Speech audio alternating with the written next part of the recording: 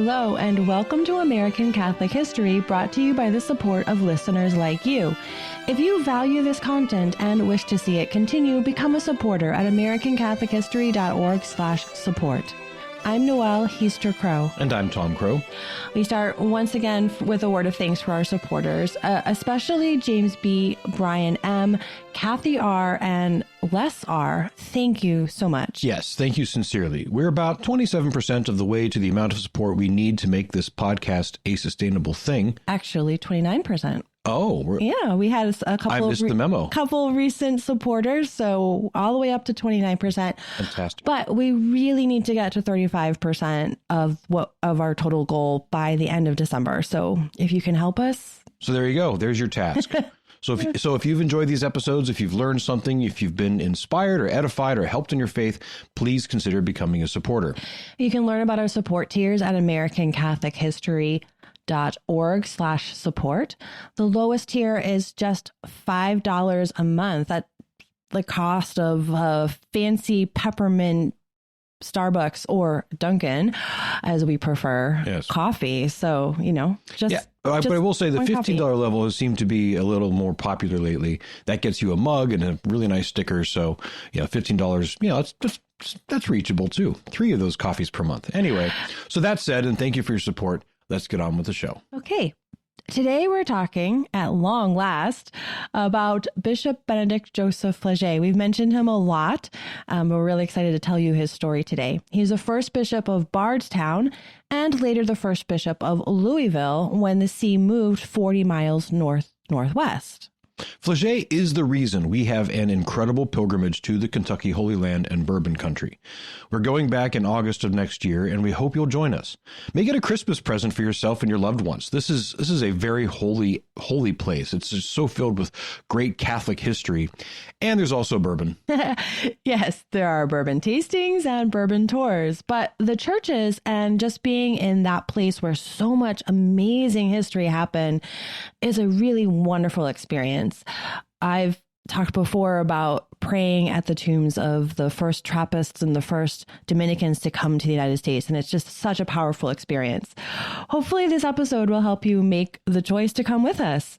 Get details at americancatholichistory.org/pilgrimages. And my favorite moment was praying at Bishop Flaget's tomb. Mm-hmm. Frankly, to me, Benedict Joseph Flaget should be a canonized saint, and I mean that in all sincerity. And the fact that he isn't, frankly, is further proof that he should be, if that makes any sense. Well, what you're talking about is his incredible humility. Yeah, that, and of course the miracles credited to his prayers while he was still alive. But honestly, with his humility, it may well be his own entreaties at the throne of God, asking not to be canonized because he doesn't feel he deserves the honor, that has forestalled the process. Okay. Not sure it works that way, but okay, I think I kind of get your point. But what is undeniable is his incredible faith in God and his work ethic. He was the first bishop of a diocese that, when it was established in 1808, covered roughly half the territory of the United States. It had the current United States, not now, just to clarify. It had all or portions of present-day Kentucky, Tennessee, Ohio, Indiana, Illinois, Michigan, Wisconsin, Iowa, Arkansas, Minnesota, and Missouri. By the time he died, his diocese was just the state of Kentucky. Yes, and by that time, the dioceses of Cincinnati, St. Louis, Nashville, Detroit, Vincennes, Chicago, and Milwaukee had been erected out of land previously covered by Bardstown and Bishop Flaget. But his influence wasn't just in that vast territory west of the Appalachians. He was a trusted advisor on church matters in the major cities of the East Coast, as well as in Rome. In short, it is not a stretch to say that he was the most influential and important bishop of the very early days of the church in the U.S., who wasn't named John Carroll. Yeah, in that generation before Francis Kenrick and John Hughes, Flaget stands out even over Jean Chevreul, first bishop of Boston. Chevreul was wildly important for Catholicism in the Northeast, and John Carroll respected him greatly. But he departed Boston in 1823 after just 15 years and spent the rest of his life back in his native France. And since the first few bishops of New York and Philadelphia were either absent, short-lived, or ineffective, Flaget was massively important for the development of the church in the U.S. It helps that he was personally a very holy and wise man with an iron constitution. So let's tell his story from the beginning. Yeah. So Benedict Joseph Flaget was born in Auvergne, France in November 7th, 1763. His father died shortly before he was born, and his mother died when he was just 2 years old. He and his two brothers were raised by an aunt, their mother's sister. She was a wonderful, pious woman, and later in Bishop Flaget's life, he gushed about how much he owed her and how ready he was to spare any expense to make her life comfortable. Helping the aunt to raise them was their father's brother, who was a canon at the nearby collegiate church. At 17, Flaget entered the Sulpician seminary, and he joined the Sulpicians there 3 years later after being very moved by their way of life and their charism for missionary work and teaching priests. Ordained in 1787, he taught at the Sulpician seminaries in France, 2 of them, until the bloody French Revolution changed his life. That bloody French Revolution again. It's like the know-nothings. They just keep coming up as a cause of events in American Catholic history. Yeah, it was one of the most insane episodes in human history. Flaget was forced to leave his post at the seminary in 1791, and with the advice of his Sulpician superior, he fled France for America. He sailed from Bordeaux in January 1792. On the ship, which took him across the ocean, were a couple of other Sulpician priests, including Jean-Baptiste Marie David. David would eventually be his coadjutor in Bardstown and eventually his successor, then his predecessor in that see. More on that crazy happening in a moment. Among the others on that ship was a seminarian who was nearly done with his studies, one Stephen Baden. Baden, of course, would become the first man ordained in the United States and then would be stationed as a missionary in Kentucky. In fact, not just a missionary, but the missionary in Kentucky before Bishop Flaget showed up. He was a hardworking, devoted missionary, and he was cantankerous. We told his colorful story in a previous episode.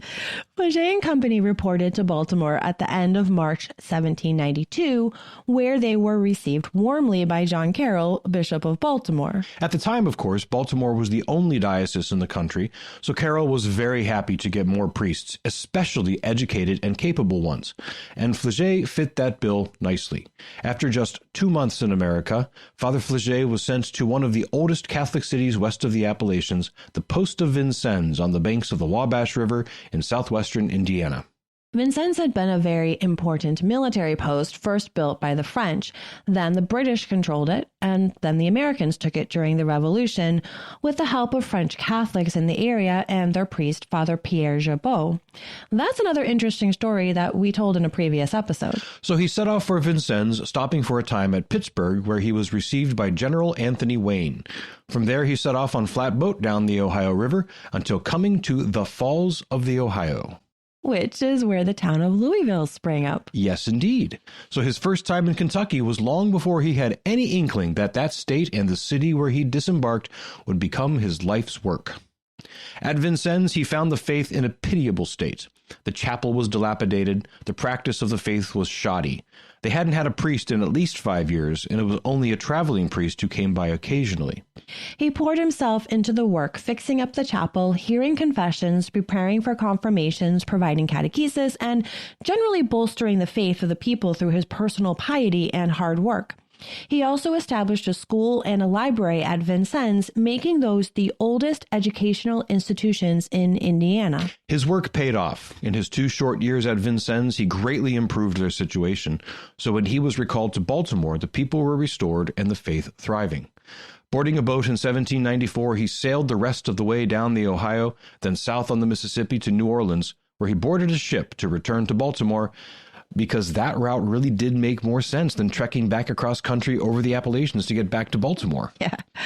He spent the next few years teaching at Georgetown, where one of his students was the future Bishop of Boston, Benedict Joseph Flaget.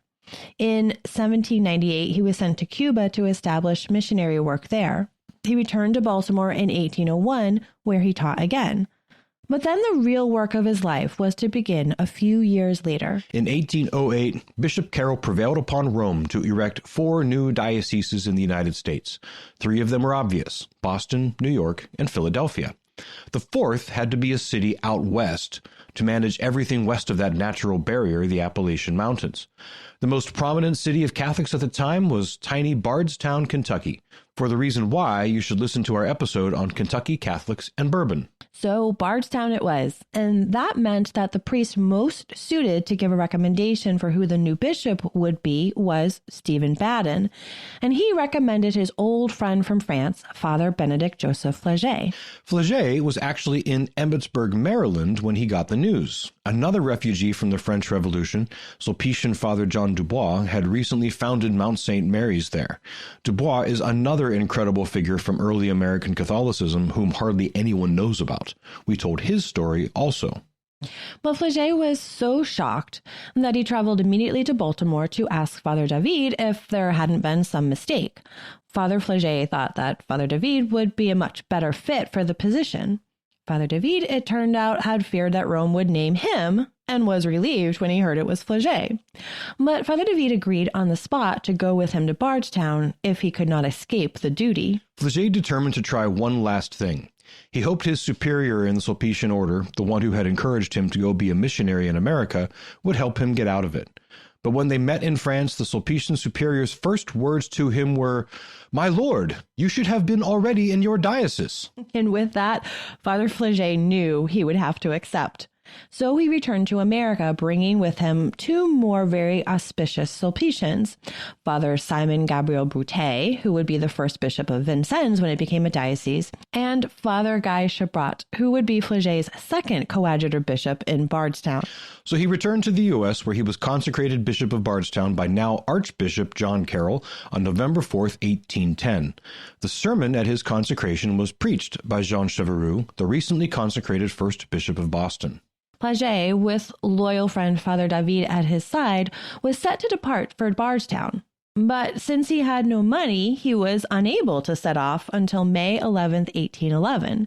So even though Bardstown was a diocese since 1808, its first bishop didn't arrive until 1811. When he finally did arrive, he had no cathedral, no home, and no obvious means of support. But he had absolute faith that God would provide. In reflecting on entering Bardstown for that first time, he wrote, "In entering the town, I devoted myself to all the guardian angels who reside therein, and I prayed to God with all my heart to make me die 1,000 times should I not become an instrument of his glory in this new diocese. Oh, my dear brother, have compassion on me, overloaded with so heavy a burden, and pray fervently to God that he would vouchsafe to lighten it." Yeah, he had very much a Lord, not as I will, but as thou wilt attitude. And he needed it because it was the Lord's work above all. At first, he lived and worked out of St. Stephen, which was the farm and home built by Father Stephen Baden. Also in residence at St. Stephen was the other great missionary priest of the region, the stout Belgian Father Charles Nerinx. Bishop Flaget also welcomed the seminarians who had traveled with him to live at St. Stephen. From these very humble beginnings, he once again poured himself into the work. From St. Stephen's, they moved the diocesan base of operations to a new church on land donated by the Howard family. St. Thomas Church was built in 1813, with the log cabin nearby soon becoming the first seminary and chancery west of the Appalachians. Again, St. Thomas is on our itinerary for the pilgrimage, and the cabin is still there. It's restored and is a museum now, and just really fascinating to tour. One of the artifacts that I loved seeing when we were there was Flaget's host maker. I really think about how did they get hosts back then in the, in the country, where, we don't really think about that, where they come from. But in that situation, the priests and more likely the seminarians had to make them one at a time with this little waffle iron looking thing. It's such a cool item to see, and it really contextualizes the practice and work of the faith. Yeah, it really is a neat thing to see. And also during this time, Bishop Flaget ordained Guy Chabrat, the first ordination west of the Appalachians, in 1812. Bishop Flaget began to travel around his vast diocese. He made multiple long long trips during his first few years. At one point, he wrote that he hadn't spent more than 4 nights under one roof at any time during his first few years as Bishop of Bardstown. He lived in his saddle. He would travel many miles in a day, and sometimes that meant not eating for most of the day because he was scheduled to offer Mass at the place he was headed. But he endured it all with joy and zeal for the work. After he'd visited towns and chapels in Kentucky and Tennessee, he headed north.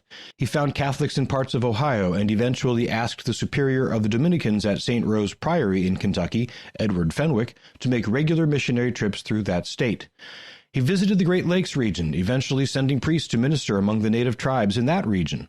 In Detroit, Flaget was reunited with Father Gabriel Richard, who, as we said, had been the Sulpician superior at the seminary where Flaget was ordained. And yes, we told Richard's and Fenwick's stories in previous episodes also. And then he went back to Indiana, where he once again visited Vincennes. The people were overjoyed to see him again, as it had been nearly 20 years since he was last there. In the midst of these travels, he returned to Baltimore for meetings with Bishop Carroll and others, and quite a change had come over him. The last time he was in Baltimore, he had just been consecrated and was apprehensive about going to take on his new duties. This time, just a few years later, he lamented that bad weather would prevent him from returning to Bardstown. He wrote in his journal, "An olive tree transplanted to Lapland would not be more out of place than I am at Baltimore, where I am detained by snow and bad roads." That's quite a change, and it is beautiful. He returned to Bardstown in 1813 and resumed his apostolic missionary visits. After the death of Bishop Carroll in 1816, Bishop Flaget became more or less the elder statesman of the American Church. He paved the way for St. Louis to become a diocese, recommended that Cincinnati become a diocese, and that Father Edward Fenwick of the Dominicans become the first bishop. And that appointment made sense since Fenwick had been the major missionary to Ohio for years. Interestingly, the other candidate for Cincinnati was Prince Gallitzin, the longtime missionary to central and western Pennsylvania. But Gallitzin made clear he was not interested well before his name was formally submitted, so Fenwick was the only other sensible choice. And we told Gallitzin's story also in a previous episode.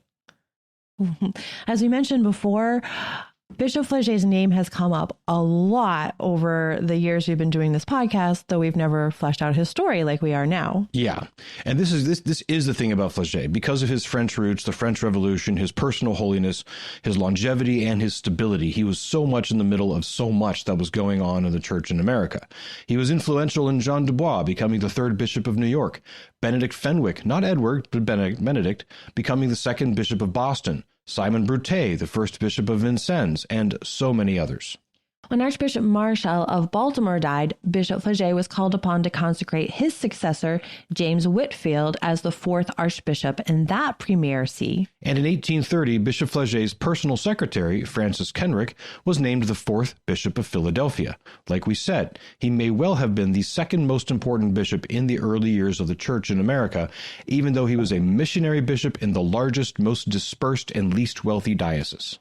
But as time went on and his years of traveling on foot and on horseback took their toll on his body, he began to hope and pray for a coadjutor bishop, someone who would be able to cover for him when he was out of town and who would be set to take over for him when he finally, mercifully, was permitted to resign. Well, he got that coadjutor in 1819, when his loyal friend Father David was named his coadjutor. So he could travel with the confidence that matters of the diocese were being handled properly back at home. As the 1820s gave way to the 1830s, he began to wish for that day when he could resign, or perhaps even die, to be relieved of the duties. In 1832, his health had deteriorated so much that he officially offered his resignation to Rome. That same year, a cholera epidemic broke out in the burgeoning city of Louisville. Bishop Flaget hurried to that city to minister to the dying. It's almost like he wasn't waiting around to see if Rome would relieve him of the burden. Maybe death would come and do it sooner, you know? Of course, concern for souls is what impelled him to work among the sick and dying in Louisville, but he may well have seen death as a good side effect. Yeah, maybe. When that epidemic had burned out and he didn't die, he continued on to St. Louis to visit with his good friend Bishop Rosati.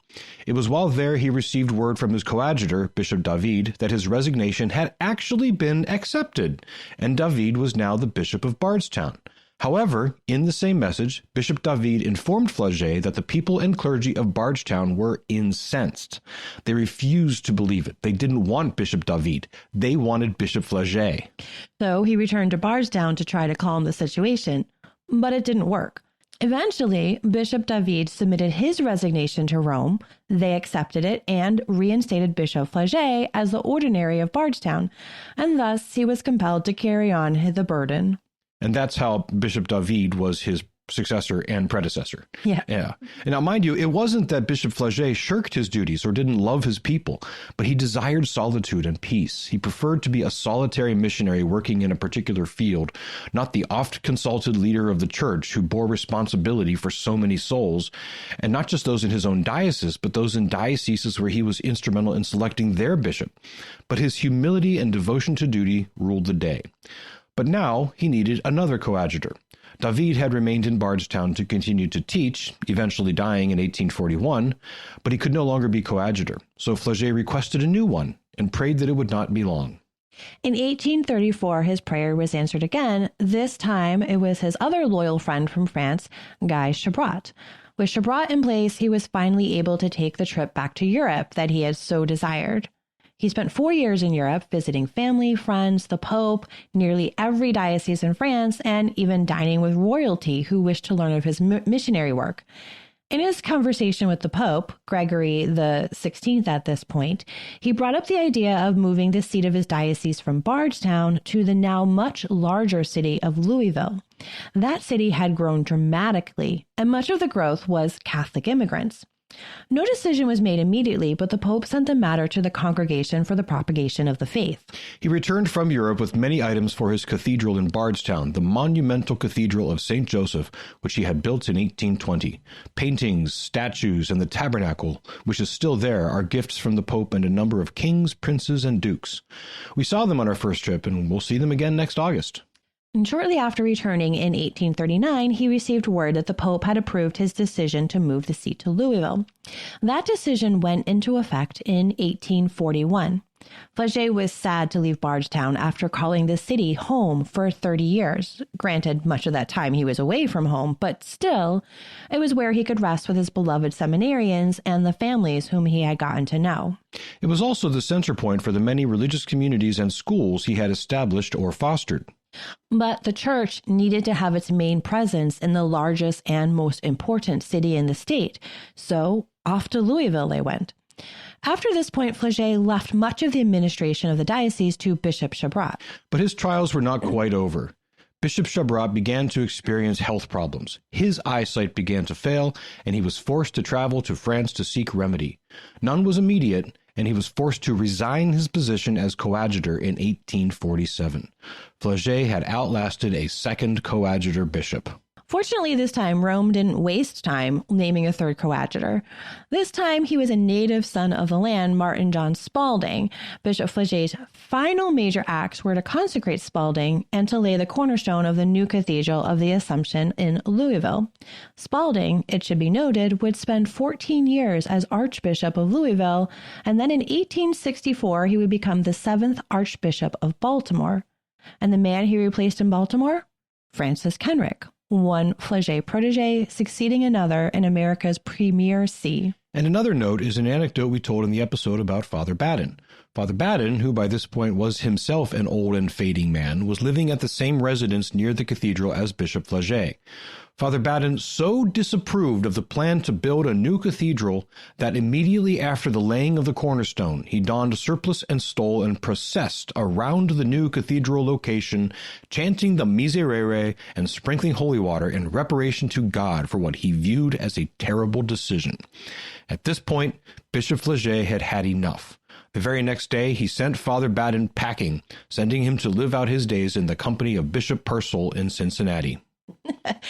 I'm sorry, that episode makes me laugh every time I hear it. Seriously. He was quite a character. Bishop Flaget died on February 11th, 1850. He was 86 years old. he was given a vast diocese with hardly any priests and no structure, and lived to see it flourish. After his solemn requiem mass, he was buried in the undercroft of the still under construction Cathedral of the Assumption. His humble brick tomb is among the most moving and powerful places I have yet visited. How his cause for canonization has never been opened is a complete mystery to us. His life was of utter service and self-denial in pursuit of souls. If his life isn't a life lived according to take up your cross and come after me, then I don't know what is. Well, one of the things we always say about this podcast is that part of our purpose is to let people know about these amazing, perhaps get some of these people. Get some of these neglected causes open. Yeah. So, if you're inspired by the story, start praying to Bishop Flaget. Yes. What Bishop Flaget built in Bardstown and Louisville is a land of strong faith with multiple institutions, lively and beautiful parishes, religious communities that have changed the church in this country, colleges and schools, orphanages, healthcare institutions, and more. He identified, encouraged, trained, and raised up so many of the great leaders of the church in this country. He entered a missionary field that was fertile, and he helped it grow. Few have had such a large and such a positive impact on the church in America as the humble, hardworking Benedict Joseph Flaget. This has been American Catholic History. If you enjoy American Catholic History, please become a supporter.